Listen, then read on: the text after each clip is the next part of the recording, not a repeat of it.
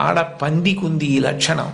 స్త్రీ ప్రాణి ఎక్కడ ఉన్న లోకంలో బిడ్డల్ని కడుపులో పెంచుకోవడం, కడుపుని గర్భాలయం చేయడం, కన్న బిడ్డలకి పాలిచ్చి పెంచి పెద్ద చేయడం, అంత అవ్యాజానురాగంతో స్త్రీ చేసేటటువంటి త్యాగం లేకపోతే ఈ సమాజం లేదు. భగవంతుడి మీద తప్ప అన్యం మీద స్తోత్రం చెయ్యని శంకరాచార్యుల వారు తండ్రి మీద కూడా చెప్పల, అమ్మ మీద మాత్రం 5 శ్లోకాలు చెప్పారు.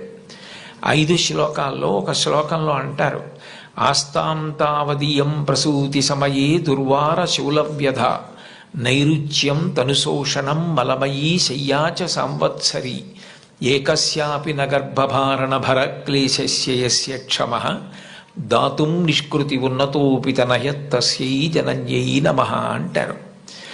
9 నెలలు కడుపు పెద్దదై వికారమును పొంది తాను వంగలేక పని చేసుకోలేక తిందామంటే ఆహారం సహించక ఎంతో కష్టపడి తాను మరణ సదృశమైనటువంటి వేదన పొంది అన్ని నిప్పులు పడి బిడ్డని ప్రసవించి ఆ బిడ్డకి పాలిచ్చి పెంచి పెద్ద చేసి ఏడాది పాటు చలికాలం లేదు, వర్షాకాలం లేదు, మంచంలోనే మలమూత్ర విసర్జన చేస్తే ఆ మలమూత్రములను తుడిచి కడిగి బిడ్డని రక్షించి తాను ఉపవాసాలు చేసి చిట్ట చివరికి అవసరమైతే పిల్లవాడు ఎంత పెద్దవాడైనా వాడికి ఏదైనా కించిత్ అనారోగ్యం కలిగిందంటే భయం వేసినటువంటి మనసుతో నా ఆయుర్దాయం కూడా నువ్వే పోసుకొని బ్రతుకని అనగలిగినటువంటి వ్యక్తి ప్రపంచంలో ఉంటే అది అమ్మ ఒక్కతే.